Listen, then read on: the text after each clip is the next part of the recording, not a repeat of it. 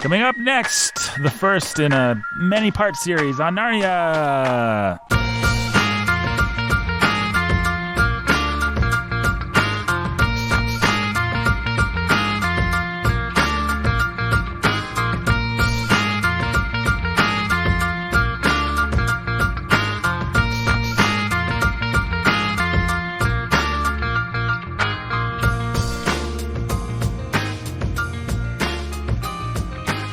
Hey everybody, welcome to the Bookening. My name is Nathan Alverson. I'm your humble and obedient host, the Lord of Validation, they call me. A title that I've had for many a year. And we've got Brandon Chastain over there. Ghost Brandon. Hey. The scholar who's a baller of reading. Brandon, how you doing? Doing pretty great, Nathan. How are you? I'm doing fantastic. And of course, Brandon, join me in welcoming our third compatriot. Okay. The third musketeer, the third caballero. Caballero, yeah. The pastor who's a master of reading. Yeah. Beastmaster Funky Town himself, Jacob Menzel. Welcome, Jake. Thanks, Brandon. Guys, this episode might be an entry point for people into the Bookening because they like Narnia. It's a popular property. And in the past, I'd say C.S. Lewis has done about as much business for us as anything. Yeah, true. And we've had a controversial relationship with C.S. Lewis, or is that the right word for it? Other people have considered it to be controversial. I don't know. I don't consider it to be all that controversial. I mean, just think we have an accurate. We calls them like we sees them. Yeah. And we see some problems with C.S. Lewis. Perhaps we'll get into that today. But if someone's entering the Bookening for the first time, what do they need to know about this podcast? We're three best friends, a scholar, a pastor, and a provocateur. That's me. Yep. I'm the provocateur, not the scholar, pastor, and provocateur. That's right. All three in one. Brandon the scholar, Jake the pastor, and Nathan the provocateur. And we love books, and we love reading them together and discussing them. That's what we do. Are we the best Christian literature podcast? No, that would be a podcast, as I like to point out, that talks about things like Left Behind or The Oath by Frank Peretti. I think we're just the best literature podcast, period. Are we the best literature podcast? Yes. Yeah. Yeah, pretty much. And we're going to talk to you about Narnia today. We are. The way that this show works, usually, what'll happen is you'll hear a sound like this. What's that? It's the contextual Texan firing off his guns. Yeah. That's Brandon Chastain. He's from Texas, and he's going to provide some much-needed context.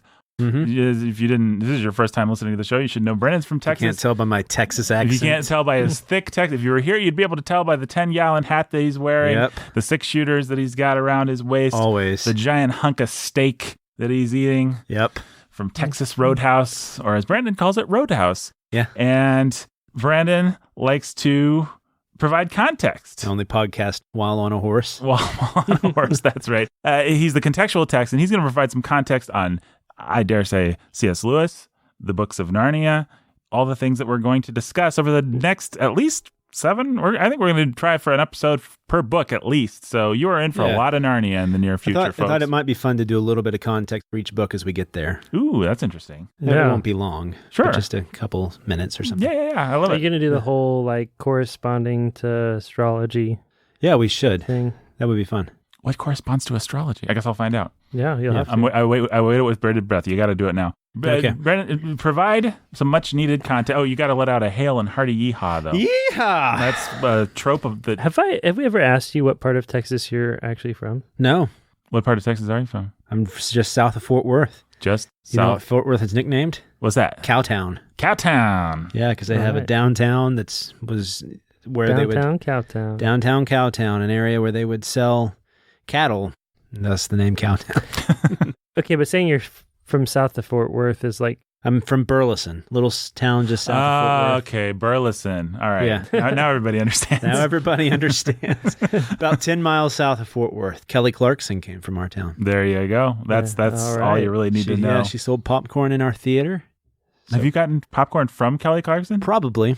Nice. I don't know. I don't remember. If only. Guys. Maybe working in the AMC theater in Texas. Brandon, please shut up. This episode has to be on point. Oh, okay. This is our episode This episode is for an entry point for new people. Yes, evergreen. Evergreen. Yeah, this is an evergreen. People are going to come back. This is going to be one of their favorite podcast episodes of all time. Probably it'll get in Forbes or whatever, IndieWire. I don't know. Somebody does like a top 50 podcast episodes every year. Probably this one will get in there. Top the list. No doubt. Number one. So so this is like a great podcast talking about a great book. It's chocolate and peanut butter. It's vampire and blood. It's that was a weird second analogy.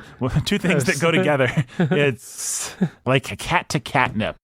Oh, and that's something we'll talk about that next episode because this episode's going to be on point. Next episode, we'll talk about the Cats trailer, which dropped. Oh, no. Oh, did it? Oh, no. Buddy, yep. Well, guess what? That's a good segue because would you guys like to know what I spent my last hour doing? What did you spend your last hour doing? My first T.S. Eliot. This hour slowly started to shift towards I typed in T.S. Eliot on Christianity. Mm-hmm. Then I typed in T.S. Eliot on sin. Mm-hmm. And then I eventually got to the point, why was T.S. Eliot more of a Christian than C.S. Lewis? Which is what I Googled. Whoa.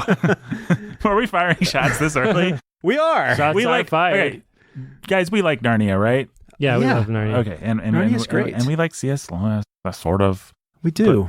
But we'll get to it. All right, Brandon. But it's just interesting. You have these two guys who are paired. Mm-hmm. We have T.S. Eliot, who in 1922 published The Wasteland, one of the most influential poems of the modernist era. Mm-hmm. And then in 1926-27, John Betjeman, however you would want to pronounce it, famous English poet. Have you ever heard of him? Benjamin? I haven't. He was the poet laureate of England for a while. And he actually studied with the 27-year-old C.S. Lewis. And he famously said that he learned how to make hard things boring from C.S. Lewis. Mm-hmm. Wow. He did not like Lewis. And he has this correspondence with Lewis later where he says, to you, poetry is only about philosophy and thinking and stuff like that. To me, poetry is about image and visualization and sound. C.S. Lewis did not write him a favorable letter and kept him out of teaching high school and stuff. So they didn't have a very good relationship with one another. So Benjamin could have been given the wrong perspective. But what we do know from Benjamin and from other sources is that around this time, C.S. Lewis really derided and hated T.S. Eliot, and especially the love song of J. Alfred Prufrock. And he wrote a poem which was supposed to be a satirical poem with some of his friends that they were going to send to T.S. Eliot to try and get T.S. Eliot to publish in one of his journals. And if they did, they were going to reveal to the whole world how this was just a satirical poem that T.S. Eliot had published, and they were just making fun of him. And this just shows how modernist poetry is just awful. Wow. And as far as critics can tell, T.S. Eliot never read it. Got him. Or at least didn't give these guys any mind. One of the critics I read said it was like an upstart mouse trying to go up against like a lion. Wow. Basically. But it's interesting because they both have a similar trajectory.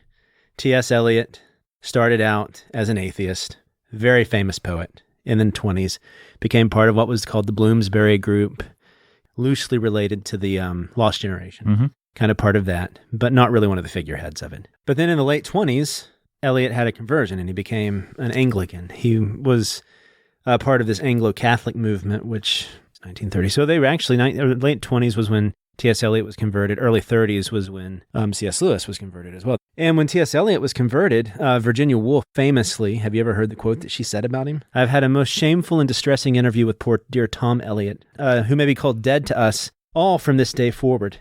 He has become an Anglo-Catholic, believes in God and immortality, and goes to church. I was really shocked. A corpse would seem to be more credible than he is. Wow. I mean, there's something obscene in a living person sitting by the fire and believing in God. So T.S. Eliot, when he converted, he actually had to take some pressure and some fire from these peers of his who were part of this Bloomsbury group, and it was like he was revoking that part of his past and moving into something else.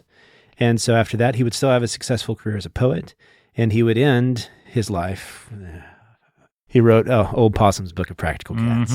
Memory, all alone in the moonlight. Now all our new listeners have shut off. They're still here. You're still here, aren't you?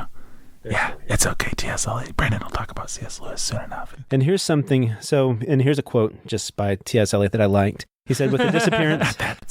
with the what? Sorry, I'm talking to the listeners. What would you say? I'll get back to C.S. Lewis. Yeah. No, this is getting somewhere. Okay, yeah, no. This is prologue. Right. This is prologue. With the disappearance of the idea of original sin, with the disappearance of the idea of intense moral struggle, the human beings presented to us both in poetry and prose fiction today, and more patently among serious writers than in the underworld of letters, tend to become less and less real. And I think if anyone wants to know what that has to do with anything, they should go back and listen to our discussion of Till We Have Faces. It's this idea, with the disappearance of the idea of original sin, with the disappearance of the idea of intense moral struggle, the human beings presented to us, both in poetry and prose, today tend to become less and less real. This is T.S. Eliot writing this. And then he went in, he had this wonderful book of poems about cats. They're fantastic. You should go and read them to your children. Yeah. His life parallels in many ways C.S. Lewis. C.S. Lewis started out, he was a scholar. He tried to become a successful poet, but he was very reactionary. He wanted to be more traditional. And at least this was always his excuse, and instead wrote some actually pretty bad poems. I don't know if you ever tried to read any of his poetry. I try not to read poetry by people who aren't famous for poetry. Yeah, so always goes south on his biggest work was called Dimer. I think this was around 1923 when he wrote this. And one of the critics said, the metrical level is good, the vocabulary is large, but poetry, not a line. That was the review that he got. Wow. Here you had this kid. He was very well educated. He loved poetry. He didn't know how a good line sounds. I think from the beginning we can say that his prose is without compare. It's he's right up there with E.B. White as far as just beautiful prose. He cares about the sound of words, but he wasn't able to write poetry. And I think when I started with that Benjamin critique, that kind of gets at it. All his poetry was very heady. It was very philosophical. And when you say his prose, I think what you mean is his essay. His essays. Like his descriptive image powers are not what he's famous for. Yeah, and even then he could. Like he has the famous Child at Sea with the mud cakes. That's a great... Yeah, he was great with metaphor. But I do think that Benjamin was... Or Benjamin, I'm sure somebody's going to critique our British listeners can critique me. What was I saying? Oh, they were getting at something about one of his failures. And we just had all this big discussion about poetry, how poetry deals with image and sound and meter. And I think that for him, it was more about, he was very anachronistic in the way he approached poetry, and that he wanted it all to be about philosophy and about these intellectual things that just weren't poetic. Right. And yet this made him very angry and very desperate at that time. But he would eventually get to the point where he would have a very successful career. And he would become a convert in the 30s, and his career would end pretty much with his most successful work being for children. And between 1950 and 1956, he wrote the Chronicles of Narnia, which is what we're reading right now. So it's really hard to talk about C.S. Lewis on a Christian podcast because so many people have talked about C.S. Lewis. A lot of people have talked about C.S. Lewis. Everybody has an opinion on who C.S. Lewis is. Everybody has an idea of who their C.S. Lewis is. To such an extent today, I kind of had a revelation that I don't think half the people who talk about C.S. Lewis are actually talking about C.S. Lewis, but about who they want C.S. Lewis to be. Does that make any sense? Yeah, I think so. Like how, in other words, when you talk about Jimmy Stewart, you're really talking about George Bailey. Yeah, what they want him to be is this imaginative defender of like mythopoeic stuff. And so I found this essay on Christianity Today talking about something like the unexpected joint project of T.S. Eliot and C.S. Lewis and the mythopoeic tradition. So everybody wants to really talk about C.S. Lewis in terms of how he brought this discussion of myth to Christianity. And so what people really want to do is they don't know that they want to baptize Carl Jung, but they want to baptize Carl Jung, and they need the closest thing they can to do it. And C.S. Lewis is that. Yeah, I think that's a good way of putting it. Jake, you're going to have to unpack that. Yeah, unpack that, Jake. Yeah. Give me an out for a minute. That's the first time I've ever said that dumb sentence. But I know what you mean. I think it's true. Brandon knows what you mean. I think it's true. Brandon thinks it, but some of our listeners are probably like, huh? Carl Jung was a early 20th century philosopher of sorts. He was the disciple of Sigmund Freud. How to summarize? He pioneered a theory of the unconscious, which included the collective unconscious, which produced all of the myths that we know from history, including the Bible. And what men need what people need is not just objective fact, but narrative truth, narrative fact. Narrative truth is a way to understand yourself and your place in this whole wide universe. Right. The reason a lot of stories are the same and follow certain patterns is because we're all unconsciously telling the same stories and the same ideas that situate us and help us understand ourselves and our place in the universe, and help us make sense of our own lives and the journeys that we're all on individually, and the journey that we're on collectively as a race, as mankind. And so he had the idea of the monomyth, the one myth that was underneath all the myths, the one story that was being told over and over and over again, and all these archetypes, fathers and sons and dragons and heroes and all that sort of thing. And so what he did was basically in the cold, everything that came out of the Enlightenment and that was moving into the modern era, he said story is important and essential for the sanity of men. We need to understand our place in story. We need narrative truth as well as all these other things, or we're going to lose our humanity and we're going to lose beauty and goodness and all of these sorts of things. And so that's what he even in his like counseling, his psychologizing of people, that's what he focused on and talked about. And then a guy named Joseph Campbell, who's a disciple of Carl Jung, wrote a book called The Hero with 1,000 Faces, sort of trying to distill what are the essential elements of this monomyth, this one great story.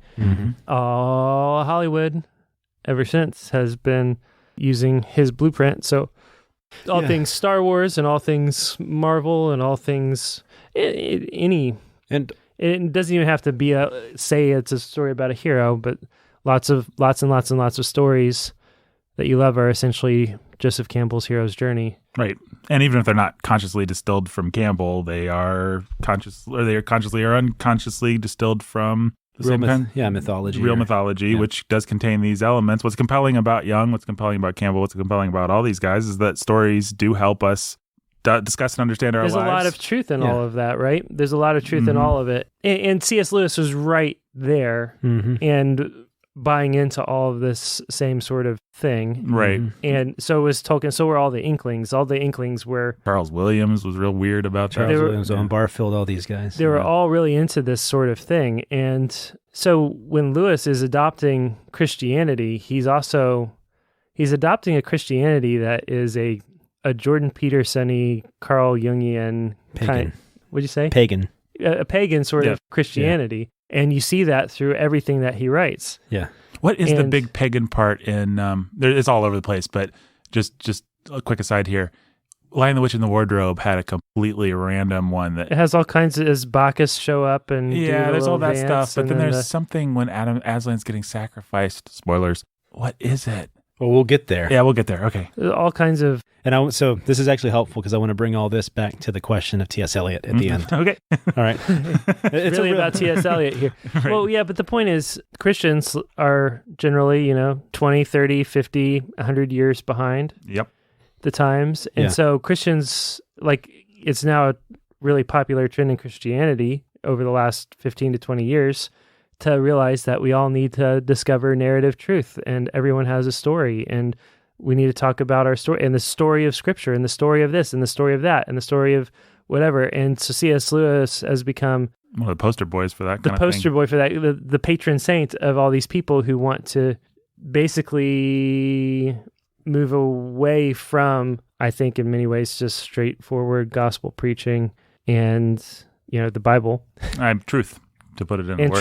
Truth, to this sort of Carl Jung light, Joseph Campbell light, and that is what C.S. Lewis is. Right. Because Lewis understood story and this stuff better than a whole lot of people, he's still a really good storyteller. Right. And as we'll find out as we keep going through this, we love all these stories.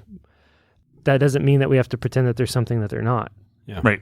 Well, and people do. And the dangerous thing about Jung and Campbell and a lot of those guys is that there is a mystical... If all they were saying was, we all tell a lot of stories and it helps us think about things, and here's some of the stories that we tell and why they're important, why they've always been important across cultures, fine. But there's a mysticism, a pagan mysticism that creeps into it, and I dare say creeps into Lewis, and you can listen to our Till We Have Faces episode to hear us talk a lot. Yeah, and it does. And then there's this cheap There's this cheap grasping onto like imagination and myth that a lot of people in certain camps do.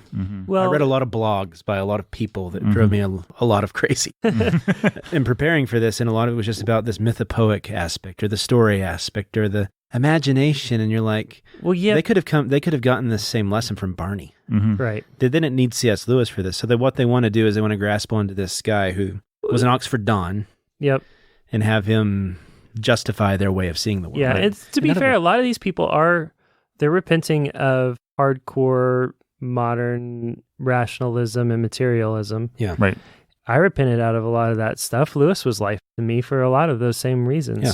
But Yeah. We'll get into our baggage in a little bit, but C.S. Lewis has been tremendously helpful to me in a lot of ways, and I've really enjoyed his fiction, and I've really profited from his nonfiction. So have I. I think we should probably all get that out of the way, right? yeah, let's just get that out of the way, because we're not going to just say everything's great. And I think part of what we do on the Bookening that I think makes people mad is we don't just deal with the book. This is not just a book club that way. We also deal with the way people think about the books, the way you can approach the book, and we take real issue with that sort of thing because we do think that there are wrong ways to approach things. And this sort of idolizing of a Lewis that never was, or just a part of Lewis, is weird. Well, and I remember I grew up with C.S. Lewis being a pretty big guy in our household, and we had like a little children's biography of Lewis, and it was just hagiography. Like he didn't do anything wrong. He wrote all these stories when he was a kid, and then I think C.S. Lewis himself, because he was nothing if not a witty, kind of worldly wise man, he would have hated this thing, right? Yep. Like the C.S. Lewis that I know from reading his adult stuff, he would have just thought this was the silliest thing because it just made him sound great and his whole life sound wonderful, and it was just silly. Because there's the interesting problem of the Chronicles of Narnia is actually good. It's good children's literature. And he wrote good children's literature, and yet he got grafted into a culture that often cheapens its art, which is conservative Christianity. Yep. And so a lot of his thinking, a lot of what he was trying to do, for one, he was a scholar. First and foremost, he was a scholar. Yeah. His greatest books are all books of scholarship. He was an English literature professor, and that's what he would claim to be until the day he died. But he got pulled into this kind of family Christian bookstore mentality. He didn't think that way, but that's kind of what he's been grafted into. I guess that's kind of what I've been trying to say. Yeah, and when you say that's not an exaggeration. I used to go to a lot of Christian bookstores growing up, and there would always be this pink frilly C.S. Lewis section. It'd be at least a whole shelf, and it'd be all his books, and it'd be like his scholarly works, but they'd be repackaged. You know, there's like a whole industry around selling the myth that is C.S. Lewis. Yeah. Yep. And so I think today I've been, with C.S. Lewis especially, like I said, I've been trying to deal with how people think about authors, and this has really come to the forefront with me again. For one, this is just like an eternal recurrent issue with me. Yeah. Because we've had it show up again where people have said, well, that's why you don't think about the author or think too much about them. The problem is if you're not willing to argue with the author you're reading, then you shouldn't be reading. Yeah, the whole point of reading is to actually engage with the person. Yeah. And if I may add, the fun. Yeah, absolutely. That's why I always kind of chafe. If you don't realize that you're engaging with a person, then I don't know that you really understand reading. Like, I don't want to be defensive. Not every podcast is for everybody, but sometimes people will tell me they don't like this show because we're too hard on things, and it's like, just because we're hard on something, doesn't mean that you can't love it. Doesn't mean that you can't disagree. Doesn't mean that we don't love it. But for me, part of the fun of doing this and of talking about these things is picking it apart. Yeah. You know, not picking it apart in a nasty way, but just asking the hard questions about it. Yep. That's part of the joy of reading. And so, Spring and Days Gone By. A needle pulling thread. That's another little trope on the Bookening. If this is your first time listening, Brandon will say so as a transition, and then I'll screw it up. We've still got to get that tattoo. Yeah. Wait. So, needle pulling. Brandon, you were saying T.S. Eliot. What I've gotten so far is T.S. Eliot was, and C.S. Lewis pretty great also guy. Wrote children's literature. Yeah. C.S. Lewis was We're also going to come back to that question. Kind of like T.S. Eliot. And so, if we're trying to think about who C.S. Lewis was, like who he actually was, one of the best places to start is just the fact of his life. The facts of his life. So let's get into his bio. The facts of life. Sound good? That sounds good. All right. He was born Clive Staples Lewis, November 29th, 1898, in Dundela Villas, Belfast. Dundela Villas, Belfast. Yep. I always forget that he's an Irishman. He is. He's an Irishman at heart. In fact, one of the facts that endeared him more to me was I found out that as an Irishman, he was not required to fight in World War I. He enlisted because he wanted to fight. That's cool. Yeah, pretty cool of him. Could be that he just wanted out of his first year at Oxford, but he did choose to go and do that.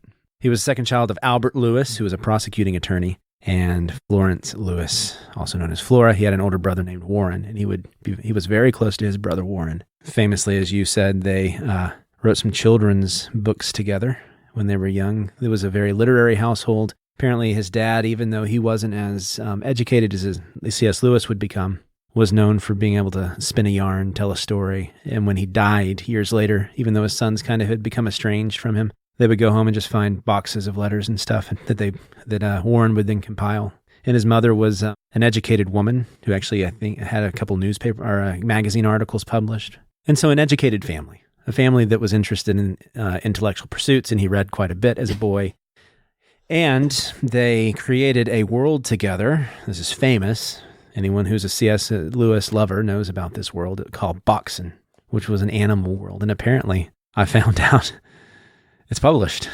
You can find Boxen? Oh, you can find Boxen. And I found Boxen. I read excerpts from Boxen. See, this is an example of what I'm talking about, folks. Yeah. They publish every piece of ephemera written on a napkin because they like to make Sir Big, Gollywog, my lord. Sir Big, give me mine armor. I and the good Sir Peter mean to find the king's ring. Exit Gollywog. Sir Peter, we set ourselves to a hard task. Sir Big, indeed we do, sir. This is the sort of scintillating material that is Boxen, but this is his juvenilia. Hey, This my juvenilia was worse. This is the equivalent of people publishing Jane Austen's juvenilia and then wondering why it's not Jane Austen. Right. But it's interesting because what it shows us is these kids, they loved Beatrix Potter. They loved this world of fantasy and imagination. It also showed that he was very close to his brother Warren. His brother Warren brought his love of like geography, so India, with this world called Animal Land, and they created this world Boxen together. Boxen would especially become important in 1908, which was a traumatic year for Lewis because his mother died at the young age of not even 10 yet. He was just a little younger than 10, and his mother passed away. And this was very hard for both of them. Two reasons. One, they were close to their mother, so to lose their mother like that was very difficult. The second reason was their father kind of drifted away from them and became very, not abusive, but emotionally distant. And so the boys had to rely even more on each other, which would become very important later in life when they would live together at the kilns, as you can see wonderfully portrayed in the movie Shadowlands. Yeah, and that, from what I can tell them, that particular portrayal is pretty accurate to how they lived. Very reliant on one another. And knowing that his mother died that when he was that young, and he would be motherless for his whole life, helps explain a lot of stuff that would happen, why he got married so old, for example, to Joy Davidman. Also his relationship to Mrs. Moore, which is disturbing, but a lot of people try to justify it by saying it was more of a maternal relationship. But we'll get there. We're getting there. Okay. We'll get there. Patty Moore's mother. All right. He came across a poem by Tennyson, and I heard a voice that cried, Balder the Beautiful is dead. In this, if you've ever read Surprised by Joy, you can go and you can read Surprised by Joy. That's his autobiography. This is where he got that secret imaginative life that concerned itself primarily with joy, a self-perpetuating desire that makes nonsense of our common distinction between having and wanting. There, to have is to want, and to want is to have. And this would be the guiding principle that would eventually lead him to Christianity. For his first part of his education, he was educated at home, and then he went, what? I'm sorry. That quote just reminded me of a really dumb Gospel Coalition article that we did a Popcorn Coalition spoof of. Actually. Singing Paul. Yeah. Oh. A wanting that is more like a having. More like I think that's probably actually where he got it. I know it is. That episode is responsible for the creation of Pastor Stu, right? I think that episode might eventually loom large in the children's biographies that they write about us. Huh. There you go. In 1908, he joined. He went. So he was educated at home at first, and then he went to Wynard House, and this would start his long history of being in boarding schools. 1910, he went to Campbell College, 2 miles from Little Lee. At Wynard House, he had a very bad experience. At Campbell College, he had a pretty good experience, had fond memories of that, and then he attended Cherbourg from 11 to 1913. It was during this period that he became heavily influenced by German and Norse mythology. And this is where he came up with this concept of the Northern, capital N, and surprised by joy. And this again would go back to this wanting that is a having that is a wanting, this joy. And this is important because this theme, this, like Jake said, from Jung, we get this desire to make narrative sense of everything. Lewis would have this for himself in Surprised by Joy, too. He tried to find this guiding theme that he had from boyhood, and it was this idea of joy, this idea of wanting to have, and then also having just to want it. It was in 1913 that he went to Malvern College. He got into poetry then, wrote some poems. During this, he read a lot of Yeats. He wrote a poem called Loki Bound. Became friends with a guy named Arthur Greaves, who he would write a lot of letters to. That's only of biographical interest to people who want to go and read these letters, because you can tell a lot about C.S. Lewis from these. They're interesting for Lewis scholars. It would also be during this period that he would have his very unfortunate section in Surprised by Joy, where he tries to defend boys molesting one another, basically. That is an unfortunate section. And I don't think that's an unfair way of putting it, right? No, I don't think it's unfair at all. He says that there was a touch of the divine. That is the quote. Yes, and so... And no, I am not taking it out of context in a way that makes it sound worse. I want people to remember that when we get to the 1950s and he publishes Surprised by Joy, because that's near the end of his life. And in this autobiography of him looking back, it's basically his confessions. He writes a section like that. Okay. I almost feel like, people find it so incredible that they have gone on and given us bad reviews telling us that we're lying about C.S. Lewis without going back themselves and verifying. I almost want us to just read the quote. Yeah, and we've had one person recently that gave us a bad review for some misinformation they accused us of. Who's that? Who's the podcaster who does hardcore history? Dan Carlin. Dan Carlin, a great podcaster. He has a section where people can come and they can email him and correct him, because when you're speaking live, sometimes you'll make mistakes. Always happy to have. We have made mistakes before. We do not claim to be mistakeless. And by well, I love that one of those was like misquote of a year. And when Nathan read it out loud, it was you that quoted it wrong, and you just... I knew the correction, yeah. You insta-corrected the year on the spot off the top of your head. It's like, well, just because you got the numbers inverted when he said it the first time. This person was already out to just look to give us a bad review. Yep. Are you looking up the quote? Well, we'll get there later. I'll have it. And so you can read it then. All right, so in 1914, he went back to study with a guy named William Kirkpatrick, named the Great Knock, or nicknamed the Great Knock by him and his brother. He had prepared his brother to go to the academy, a military academy. He prepared Lewis to get into Oxford, and he was very impressed with Lewis. He thought Lewis read too much. Kirkpatrick was a rationalist, and he was a man who kind of confirmed, even though Lewis at this point was already an atheist, kind of confirmed C.S. Lewis in his atheism. And so it's important to know that C.S. Lewis at this point had, according to Surprised by Joy, these two warring inclinations within him. He had the world of the imagination, myth, this love of the Northern, and to him the Northern just meant mythology, basically the one that you can't have. Because it's the idea of the gray horizon. You want to get there, but you can't get there, right? And so it's just this desire propelling you forward. And then he had this tendency to want to be rational, be a philosopher, make sense of life, like Kirkpatrick. During this period, he also began to fancy himself a poet, and he wrote about 52 poems, which poetryfoundation.com say are all mediocre at best, which I thought was funny. That is funny. But, of course, they're the ones who then publish really awful lists of the 10 most... That's just another beef to... They published this list recently, and it made me really mad. It was just a bad list of these 10 poets under 31 who were to be watched, and they were all just like... Wonderful? Wonderful, yeah. It was just all political posturing. I don't know how much to say without making me just seem like an angry white man. But it was all just political posturing. That's all it was. All right, so we went to 1916. That year, this war within him began to grow even more severe. He found Fantastes that year, which we've talked about in one of the first episodes of the Bookening. Remember Fantastes? Yes. Yeah. George MacDonald's book. Yeah. I'm not sure. I've read Fantastes, and I'm not quite sure what about it, and it's kind of creepy that this is showing my hand too much, but whatever. It's kind of creepy that this is the book he goes to. Mm-hmm. But this book baptized his imagination, is what he said. So he said that at that point, it was kind of like the game was over. His imagination was baptized, even though his reason had not yet been checkmated, as he famously says in Surprised by Joy. The chapter's called Checkmate or something like that. His imagination had been baptized. It was now Christian, or it was at least theistic. So, if people want to find out what it looks like to have your imagination baptized, go and read Phantastes and Sweet Dreams if you do. Am I being too sarcastic? This is Jordan McDonald. It's just, you should just explain it. It's weird. It's just a weird book. It's about this guy who wakes up one day to find like fairies and stuff, and the grass is growing in his room, and he's in this fairy world, and then he has to go and try to find basically this Pygmalion statue that's running away from him, and it's a very bizarre story. I'm not quite sure why this baptized his imagination, and I've read the passage many times, and I've read the book, and it's like these things do not compute sort of thing. He got something out of it. It might be just, to be fair to Lewis, it could be like what we've talked about in the Bookening before, where what you remember from a book versus what the book actually does is very different. Yeah. So he may have gotten something actually useful out of Phantastes that I didn't get. So let's give him the benefit of the doubt there. He was a young man, immature. Let's not hit too hard on that. Yeah. Okay.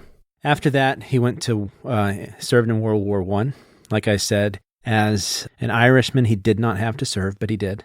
And so he eventually got a shrapnel injury during the Battle of Arras and was discharged. And so he went and actually have the shrapnel removed, I think, until 1944. Wow. So he actually lived with his injury for a while. So he was a war hero.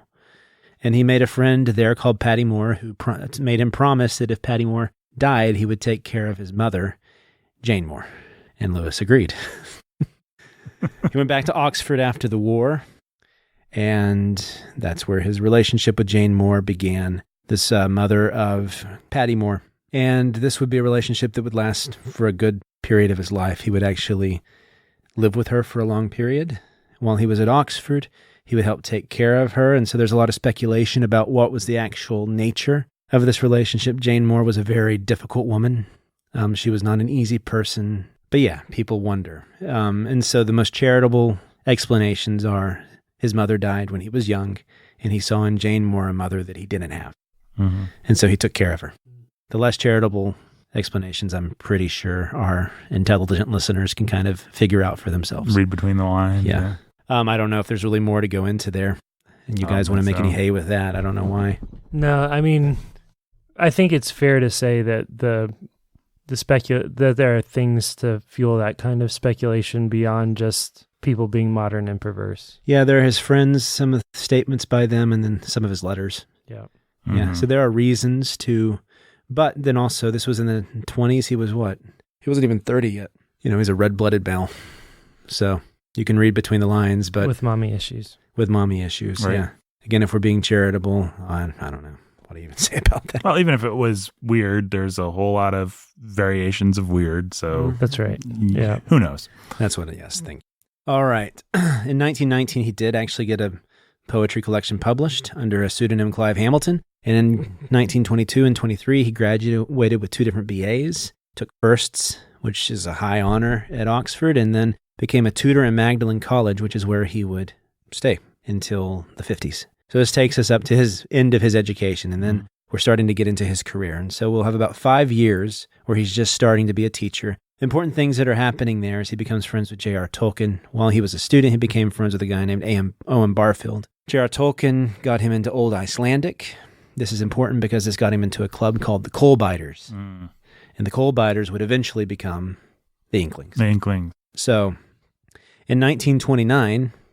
partly due from Tolkien, partly from some various readings that he had been doing, he became a theist. He was not a Christian yet. All right.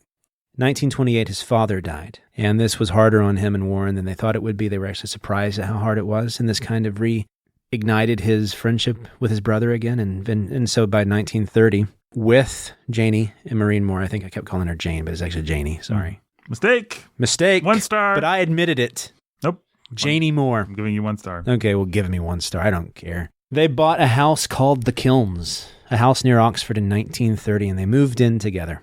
And this would be his home for the rest of his life, where he would travel from college back to the Kilns as often as he could. The household, and this is a quote directly from a source. I don't remember what source.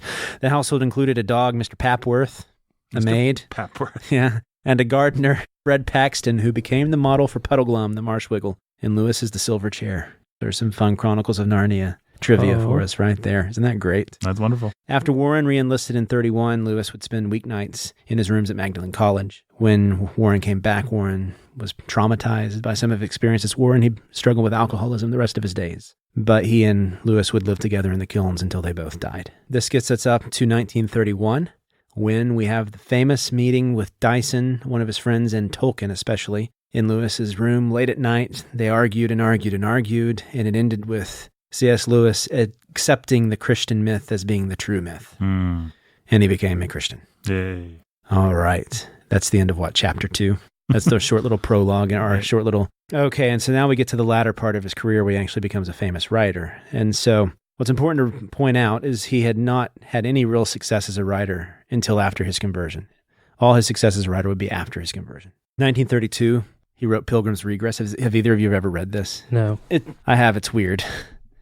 It's his take on Pilgrim's Progress. But what happened also in 1932 was he published The Allegory of Love. And this showed his brilliance as a literary scholar. He traced the history of The Allegory of Love, how it started as an allegory of adultery in the Elizabethan age, in the courtly era, and became the romance of marriage in later times. And just sort of traced that through literary history. He got a lot of praise for that. People who kind of thought of him as a second-rate or just a tutor or something began to respect him. He became friends with a guy named Charles Williams. And during this period, he also started the Inklings, where they would meet once a week in his rooms at Magdalen College, and then they would also meet at the Eagle and the Child, which they called the Bird and the Baby. And they would meet twice a week, and they would discuss many, many things.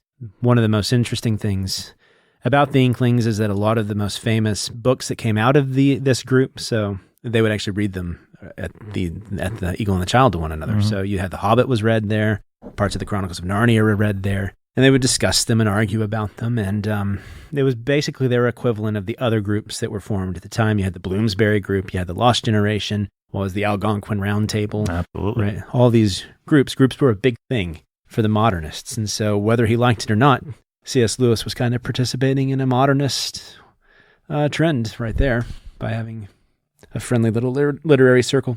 So after that, his career as a scholar took off. 1938, he publishes Out of the Silent Planet. Now his career as a writer slowly begins to move. It wasn't a huge hit. Some people were confused by it. I was confused by this book. I was like, why am I reading this? Yeah.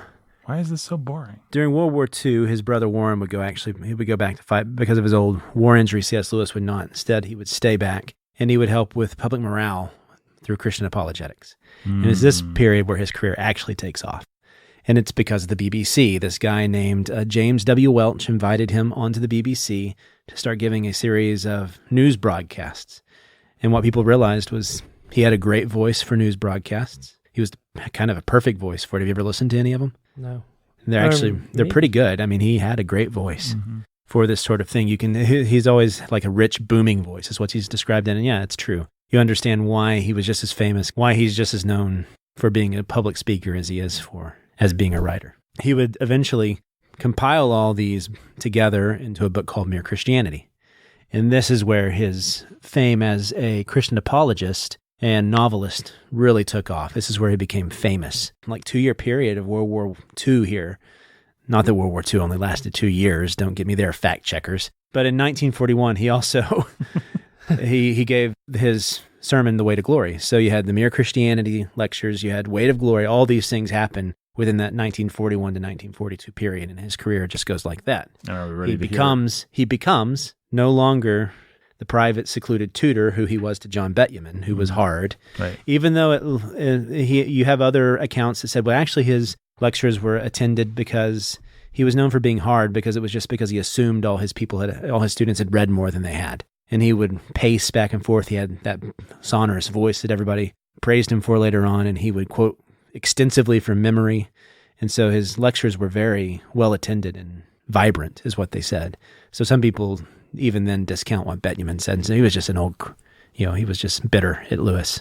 So that is important. Sour grapes. Sour grapes. And that is one thing that we know is that maybe early on in his career, Lewis hadn't quite come into the teacher that he would become. But from all accounts, he was an amazing, charismatic teacher and lecturer. Well, let's hear a little piece of sonorous. I hope it's sonorous. Brandon, you really built this up. Chesterton had the dumbest voice in the world. You ever listen to that? Yes. Clown? That was pretty funny. Hey, I'm Chesterton. Okay.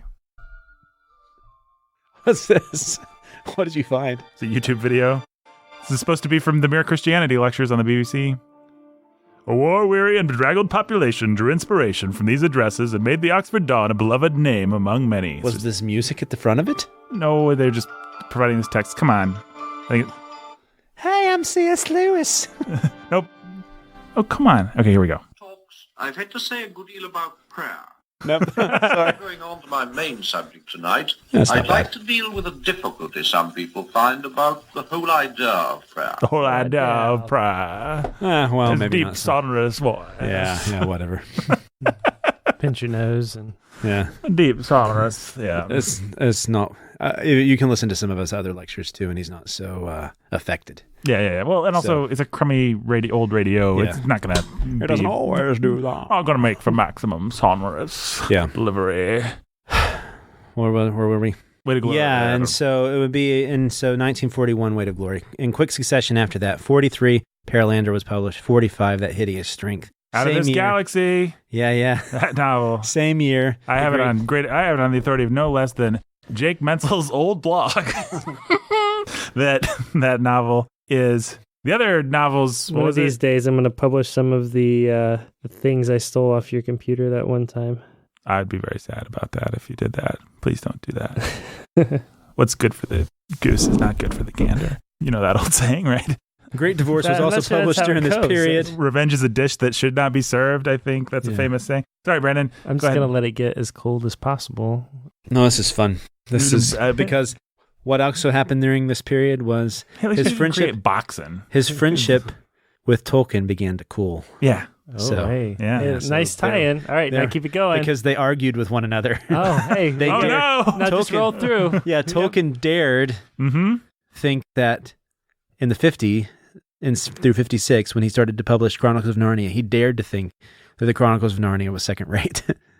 If your goal in life is to be Tolkien, then Narnia is second rate. Yeah, and that's what I will go that Tolkien far. thought. He said, well, it's second rate. And he didn't like allegory. Yeah, and he didn't like allegory, which C.S. Lewis, and I'm sure we'll talk a lot about this when we get to the Chronicles of Narnia. He did his best to assure us over and over again that the Chronicles of Narnia is not an allegory. Oh, please. It's just another myth. It's not an allegory. It's a Christian myth. But yeah, so we would get to 1950, 56. This is when the Chronicles of Narnia were published in quick succession, back to back in this period. And we'll get to the history behind how that all started, I guess, at the beginning of the next episode, or we do want to do it now? No, we'll do it at the beginning of the next. All right, great. During the same period, 50s through 56, he published his English Literature in the 16th Century, which is one of his great books. I actually think it might be one of his best books. The three best books, I think, by C.S. Lewis. Should I go ahead and say them? Absolutely. Preface to Paradise Lost, Yep. English Literature in the 16th Century, Yep. and The Discarded Image. Not the Abolition of Man. The Abolition of Man would make the top 5. I might make that one my number one. Yeah. It's only one of those that I've actually read. Well, because I think there's only one of those that most people should actually read. It's the rest of his books are of interest for English scholars, English literature scholars, and that's because that's who he should have been. And so what you have is how early in his life he had this divide between rationalism and imagination, which would then finally culminate in that famous argument, Tolkien, where Tolkien would finally convince him that actually the most reasonable thing to think and to see is that Christ is the myth of all myths, and he's myth made reality, and that would finally make Lewis a Christian. Now what he had warring was his actual talent, which was English literature scholarship, versus his other side hobby, which was being a Christian apologist. His little side hustle. Seemed to have done Which, pretty when well he for him. did it, the one humbly, was actually good, because he could do it well. Mere Christianity is not bad. Yep. What he never was much of a theologian, and he, if you want to be the most charitable way to say it is, he made some boo-boos, And one of the big ironies, I think, is that he started out his career by criticizing T.S. Eliot for being too obscure and new, doing things to literature that shouldn't be done with poetry. Even though what T.S. Eliot actually was doing was just kind of writing just good poetry. C.S. Lewis just didn't want to see that. Right. What C.S. Lewis actually ended up doing, and which oddly enough are a lot of his fans' favorite books, was doing bad theology in the way that he thought T.S. Eliot was doing bad poetry. And in other words, amateurish. That's a pretty fair take. Amateurish, but confident in a way that it shouldn't have been confident. And so then you get Reflections on the Psalm. You get... Which has some nice insights and also some straight up wickedness. Yeah. You get... It's awful. He calls some of the Psalms, some of the imprecatory Psalms, the ones where David calls down God's wrath. He calls them the ravings of a madman, I think. You get Till We Have Faces. He calls them wicked. He calls them evil. Yeah, he calls them. He just takes parts of Scripture and says they're bad, to put it succinctly. Yeah. And you Till We Have Faces. And these are just books that shouldn't have been written, I think. Till We Have Faces is a wicked book. That's what I've decided. And so I know this is going to make so many people angry, especially people who are just coming to this for the first time. But if you don't believe us, go back and listen to our series on Till We Have Faces and then try to tell us we're wrong. And try to use something other than just... I liked it. Irrational malice. Right. Sometimes I think I know why people hate us. Because we're never high-handed. Yeah, that's why. Because they're full of irrational malice. All our enemies are full of irrational malice. Yeah. We have, what's the opposite of irrational malice? All we do is we have rational charity. Yeah. And all our enemies have is irrational malice.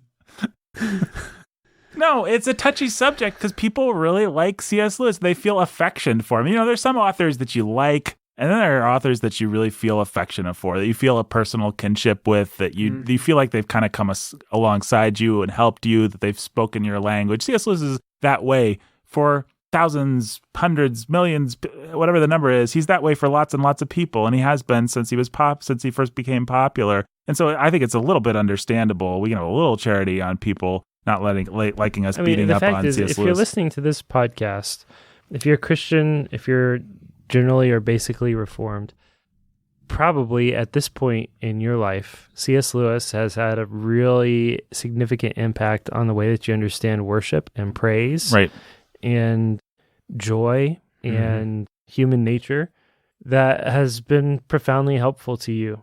And that's just, I think that's probably true of all three of us too, right? Absolutely. Yes. Like, okay, so a guy can do that, and he can also do a whole lot of other horrible things, and it doesn't invalidate all the good that he's done. If you've seen a Marvel movie, then you know that a lot of times fathers fail, and the legacy of our fathers is complicated at best. If Marvel movies have taught us nothing else, Spider-Man Far From Home has taught us nothing else. If Black Panther has taught us, it's that T'Chaka, like C.S. Lewis, like Tony Stark, they all failed. And Odin. Like Odin. They all have a complicated legacy. That's right. This is the monomyth of our time. Yes, that's right. But I think, I just want to reiterate, I think there's a lot of authors who have done similar good things for people that people don't feel as personally connected to. C.S. Lewis had a very warm style. He's very avuncular in his more popular works. And people just feel a kinship. It's like you're making fun of someone's dad or beating up on someone's dad. I think we get to another issue when we watched the movie Shadowlands. I think the other part of it is with a certain group of people, there is not just beauty but comfort to that sort of British lifestyle. Yes. Just the Britishness of the way he was and lived, the simplicity of it, the beer and pipes and just the simple, straightforward way of living, and just his love of books and literature and all that. That's like what for these people seems like the height of all things. Yeah, that movie Shadowlands is like Anglophile porn. I mean, that's a bad way of putting it, but it's just like if you like that kind of stuff, little cozy cottages with smoke coming out of the chimneys and all that kind of stuff. There's a lot of people who this would be their fantasy. This sort of English pastoral literary lifestyle. A lot of homeschooling, classical education. Well, especially conservative Christians who see the modern culture crumbling around us. They sort of romanticize, and the I'm problem sure with we've all three fallen prey to this. Romanticize and so, an earlier time. Sorry. Yeah, no, go ahead. And so the problem with romanticizing it, though, is then instead of throwing out the baby with the bathwater, you drink the dirty bathwater, right? Instead of keeping the baby and throwing out the bathwater, you keep the baby and then you drench yourself in the filthy bathwater. Right. thinking that it's rose-scented or something. Right. Right. Great metaphor. There you go. The modern day C.S. Lewis is providing this context. So then to just quickly finish his life, finish him off. In 55, he wrote Surprised by Joy. And that meant that through the 50s, he had this relationship with Joy Davidman. Mm-hmm. People can go and they can look up this relationship. But Surprised by Joy, not about being surprised by a lady named Joy. No, not about her. But it was during this period that he had this relationship. Surprised by Joy is his autobiography. You can go and you can read it and you can see the way that he told his story.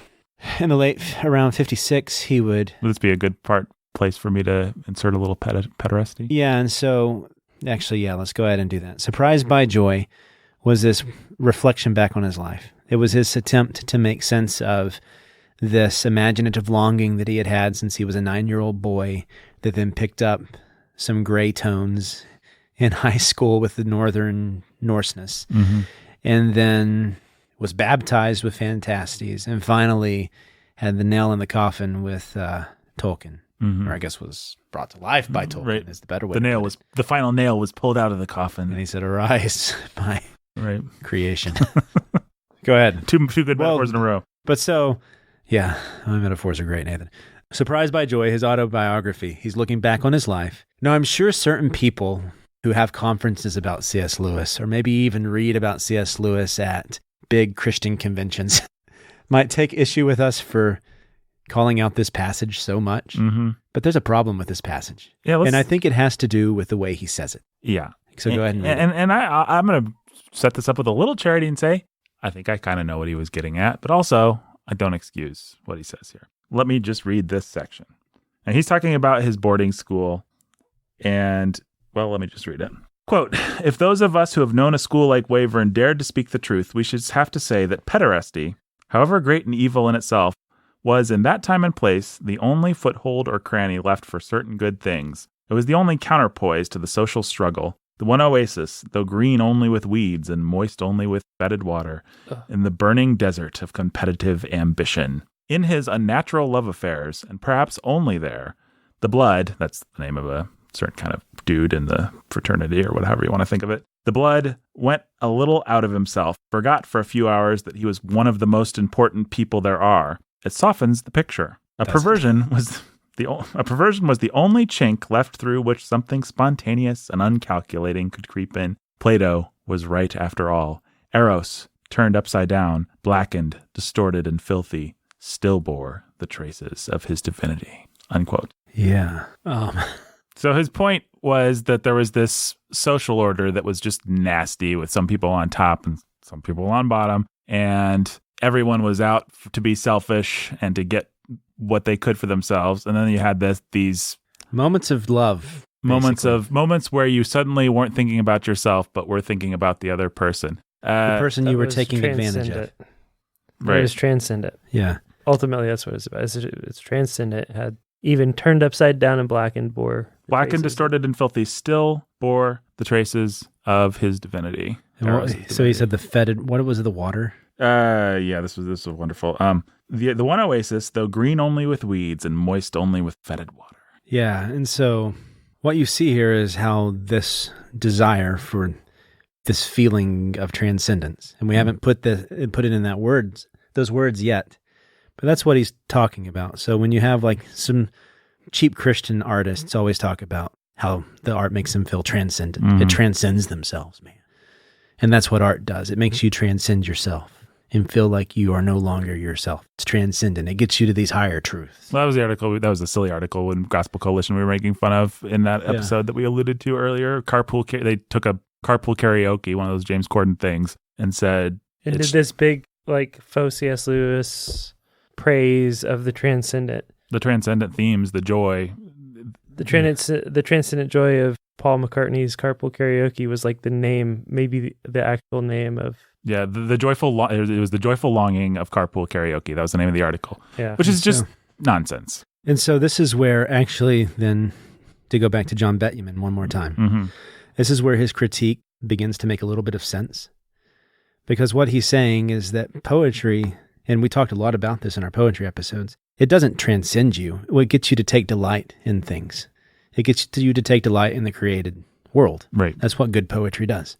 It says, look, to take one of those sillier examples, there's a red wheelbarrow, Right. glazed with rainwater beside the white chickens. That's the poem. Right. There's nothing transcendent about it. And people get bollocksed up, to use a British word, trying to figure out what is transcendent about this poem and how does this help me to be transcendent and all this stuff. And that's just them perverting the point of art. And C.S. Lewis had this sort of art worship like that. He had that tendency within himself, and he confused that with religion. Right. Well, his famous essay, the most famous essay, and the one that you should read if you want to understand all this, is The Weight of Glory. And it's about how we all have this longing. And when we eat a cookie, when we have sex, when we do anything in search of any kind of pleasure, we're looking for this longing to be fulfilled. But any of the things I just mentioned, they don't ultimately fulfill it. They might fulfill it in a moment. Where does this longing come from? It's built into us because we have a longing for the divine. It's riffing in a lot of ways on Augustine. If I find myself, or that's actually a Lewis quote, isn't it? Yeah, from that is. thing. Yeah, if I find in myself a longing that nothing in this world can fill, it must mean that I was made for another world. Yeah, right. I just started to attribute that to Augustine. That's actually a quote from Lewis in that exact from that essay. Yeah. And I think there's something to be said for the essay and something to be said for that concept even. But, absolutely. But yes, there is. What ends up happening inevitably is that I think C.S. Lewis was guilty of this, and certainly his followers have been guilty, is they make that longing into the point. The point is achieving a transcendent longing. I want to yearn for you. I want to burn with passion over you, right, and only you. And so the yearning becomes a point in and of itself. It's about riling up and getting this yearning and sort of entering into the yearning. And it's all about enjoying the transcendent yearning when, in fact, the yearning should settle on something hard and real and true, which is the Almighty God. Yep. Or which is the cookie even, but it's like the desire for a cookie is not the wonderful thing. Eating a cookie is desire is. And so I don't know if that dichotomy I don't know if that's clear, but it's making an idol out of the longing itself. And I think a lot of modern Christian literature, not fiction literature, but just Christian writing is guilty of this. And inevitably they will quote C.S. Lewis. You'll see articles written by people finding joyful longing in things like carpool karaoke. And that article quoted C.S. Lewis, quoted Weight of Glory. But yeah, I do. And how far Lewis took that, we don't really know. But we do know how far his followers take it. Well, and we have some bad signs when he's willing to see transcendent longing in pederasty or in the rank, bloody, nasty paganism of Till We Have Faces. And what you begin to see is that for Lewis, this whole drifting towards myth and the longing of myth, yearning that he got from that poem he read when he was a child and this Norseness that he was in love with, that became Christianity for him. And so a lot of the ways that he interpreted Christianity was through that lens. And that had all sorts of problems for him. It's kind of a Etruscan bed, kind of like he would bend and break things and to make them fit that mold. And what he would never do is submit himself to Scripture. When Scripture didn't accord with that vision, he would literally in his books call Scripture wicked. Right. Yeah. Using that word. Yeah. If I'm not mistaken. Yeah. Yeah, and so that's Lewis. Yeah. Well, he got married towards the end of 58, towards the end of the 50s in 58. She died quickly after that. And then he died quickly after that in 63. 1122 and 63. And so we've talked a lot about how it's difficult to really pinpoint who Lewis is. A lot of people have their own interpretations. A fun postscript to this. Have you guys ever read about the C.S. Lewis hoax controversy? You know who Walter Hooper is? This episode is going to drop all kinds of knowledge on people that weren't looking for it. Hey, I'm all for it. It'll scare the right people off, I guess. So the C.S. Lewis hoax. This is a weird postscript to his life. You know what? I think this episode's gone pretty long. Can the C.S. Lewis hoax actually be our cliffhanger for next time?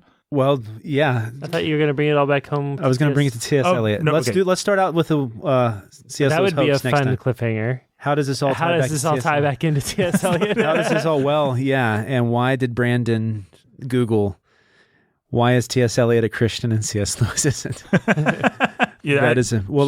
Let's end. Can I end this in with a quote from T.S. Eliot? Absolutely. Here's an actual quote from T.S. Eliot towards the end of his life. Why should men love the church? Why should they love her laws? She tells them of life and death and of all that they would forget. She is tender where they would be hard, and hard where they would like to be soft. She tells them of evil and sin and other unpleasant facts. They constantly try to escape from the darkness outside and within by dreaming of systems so perfect that no one will need to be good. But the man that is will shadow the man that pretends to be. That is T.S. Eliot. Shots fired. Right on. We like C.S. Lewis, though. We do. All right, I'm going to read our donors. We have, if this is your first episode, you should know that people support us at $10 a month on Patreon, and if they do at least that much, we give them something called a donor shout out. I'm going to read these names, and I will alternate between you two guys. You can give them a little shout out of your choice. Okay. We'll do this very quickly.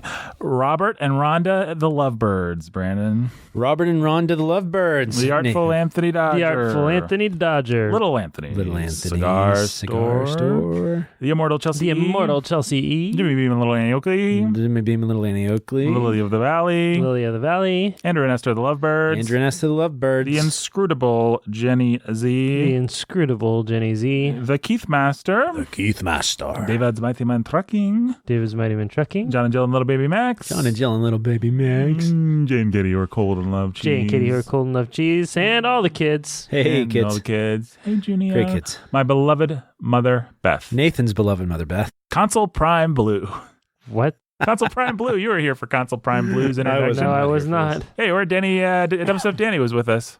Console Prime Blue? Console Prime Blue. Nope, that never happened. Well, in any case, Console Prime Blue is one of our supporters, so Console Prime Blue. Console Prime Blue. Adam, the Smasher of Worlds. Adam, the Smasher of Worlds. Galactic Princess Emily. Galactic Princess Emily. A lot of things have changed since the last time I was here. Has it been so long? You were on the episode where we premiered all these names, Jake. Yeah, I was not. Yeah. I was. That was where I became the Lord of Validation. What? You were really tired that day. I must have been. You had gotten up at like 5 o'clock. That was the day your smoke alarm went off. I don't know why I remember this. Oh, yeah. So you were That pretty. was a horrible day. You were pretty out of it, actually. Was it legitimate going off? I have no idea.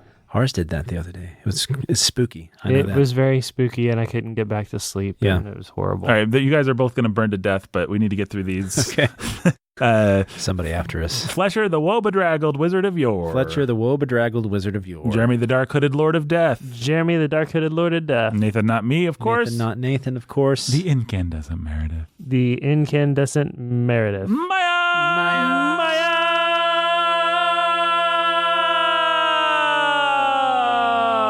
Ryan, the Red Avenger, and Judith of the Ladies of Justice. Ryan, the Red Avenger, and Judy, the Judith of the Ladies of Justice. Judith of the Ladies of Justice. Formerly Rock and Ryan and Judo Judith, but we Yeah. decided we would upgrade them to a cooler name. K.A. Danny the Dude. Danny the Dude. Sorry. Danny, if you want us to upgrade you, I like Danny the Dude. Danny the but Dude's amazing. If you want a cooler name, though, you can have one. Just let us know. If you DJ complain, Sammy you're Danny G, the Dudette. Benny and Dana Tiberius. Benny and Dana Tiberius. Eric and Catherine the Lovebirds. Eric and Catherine the Lovebirds. And of course, last but not least, Professor and Lady X. Professor and Lady X. Hey, guys. Hey, thanks everybody for supporting our podcast. Go to patreon.com/the Bookening to help us out. We're going to be back next week to find out what T.S. Eliot had to do. Oh, the C.S. Lewis hoax. to find out about the C.S. Lewis hoax. and what T.S. Eliot had to do with it. Yeah. We will People also can puzzle that quote out and see what they think. T.S. Lewis like put on a fake mustache and pretend to be C.S. Lewis. We'll be back next week. We are going to start discussing The Lion, the Witch, and the Wardrobe. We are also going to give our baggage, read Mr. Lewis, and a fun time will be had by all.